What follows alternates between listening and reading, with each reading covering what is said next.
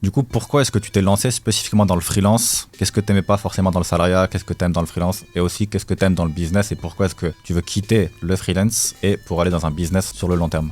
Alors déjà, quand t'es développeur en France, t'es salarié. En gros, la moyenne, ça va être de gagner 2500 super net ou 3000 euros super net. C'est la moyenne en fait dans ta carrière et tout. Et c'est difficile d'aller plus haut. Et en fait, le freelance, c'est assez spécial pour le monde du développement. C'est que c'est vraiment ultra facile de passer freelance. Tu fais exactement le même métier, sauf que d'un coup, tu gagnes 2 fois plus. Donc déjà, c'est vachement intéressant. Et quand tu gagnes 2 fois plus, l'avantage, c'est que, ok, t'as plus d'argent, ou alors t'as 2 fois plus de liberté. Parce que moi, je sais que la première fois où je suis passé freelance, l'argent que je gagnais tous les jours a tellement augmenté qu'en fait, ça m'a permis de prendre beaucoup plus de jours off. Donc, j'ai pris trop de vacances, tu vois, j'ai voyagé partout. Mais pour revenir vite fait, genre, pourquoi quitter le salariat et être passé freelance? Moi, j'ai une petite histoire personnelle, c'est-à-dire que avant mon grand-père, il était forgeron.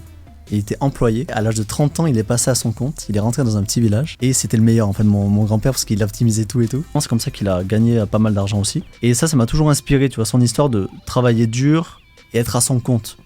Et en plus, en vrai, quand tu écoutes tous les coachs business, tous les coachs de vie, ils te disent qu'il faut passer à son compte. Pourquoi? Parce que travailler pour quelqu'un, en fait, cette personne-là, pour qui tu travailles, elle n'a pas vraiment prévu quelque chose pour ton futur.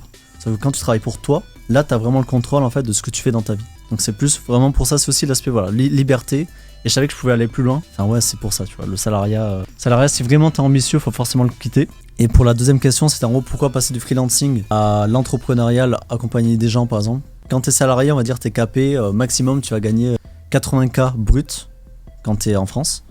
Quand t'es freelance, tu doubles ça. Donc de base, tu vas monter à 160 000 K brut. En gros, ça fait on va dire 7 000 euros, 6 000 euros net par mois, ce qui est vraiment pas mal. Mais t'es capé. C'est-à-dire que là, tu peux pas monter plus haut. Tu peux monter si tu arrives à taper des gros TGM de fou, mais souvent c'est difficile.